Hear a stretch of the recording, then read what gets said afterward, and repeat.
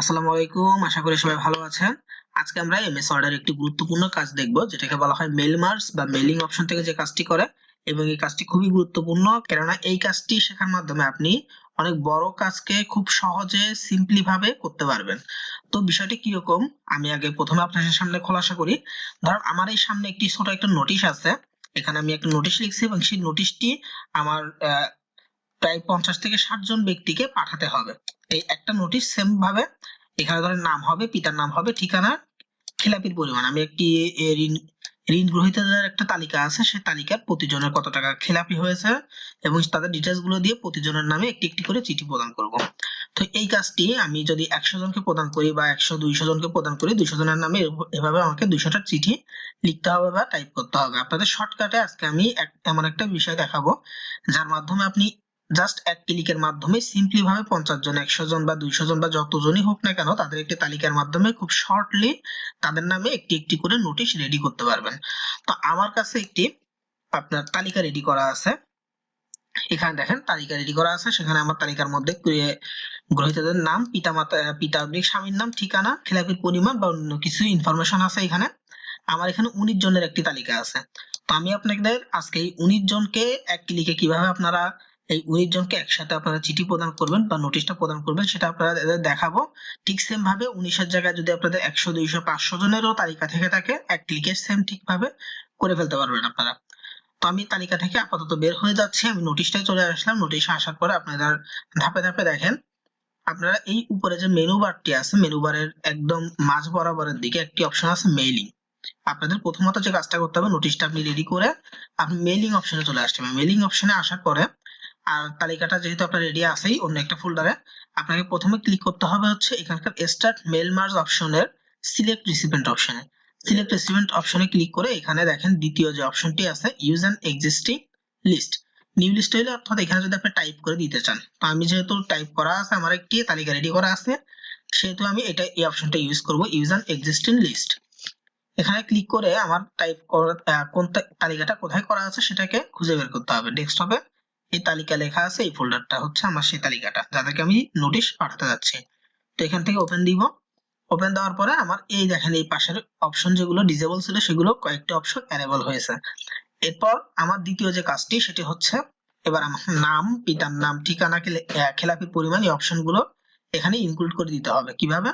সেটা হচ্ছে এখানে ইনসার্ট মার্জ ফিল্ড এই অপশন থেকে।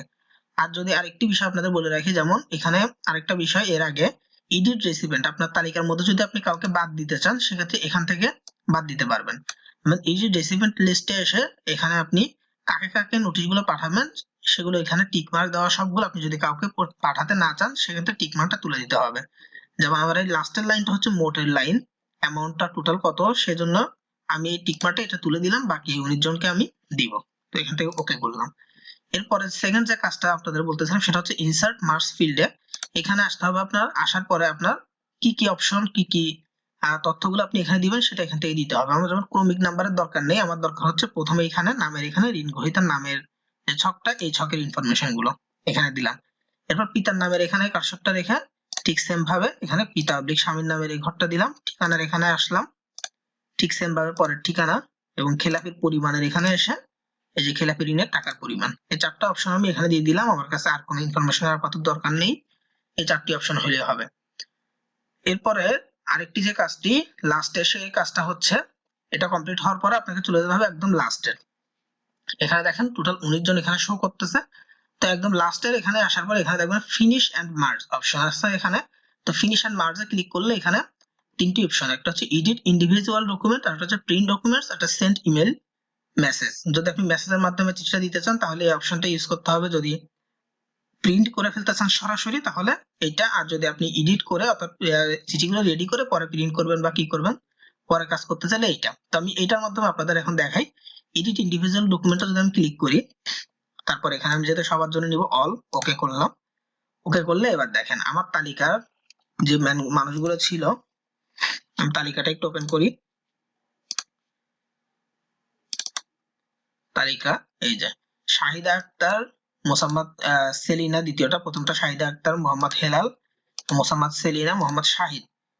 এবার আমার যেটা রেডি হয়েছে এটা দেখেন, এখানে নোটিশটা প্রথমটা শাহিদা আক্তার মোহাম্মদ হেলাল এর নামে, দ্বিতীয় পেজে ঠিক সেম ভাবে মোসাম্মদ সেলিনা শহীদের নামে, তৃতীয় পেজে ঠিক সেম ভাবে এভাবে, অর্থাৎ প্রতিজনের নামে আমার যে 19 জন মানুষের তালিকা ছিল সে 19 জনের নামে এভাবে 19টা চিঠি 19টা পৃষ্ঠার মধ্যে রেডি হয়ে গেছে।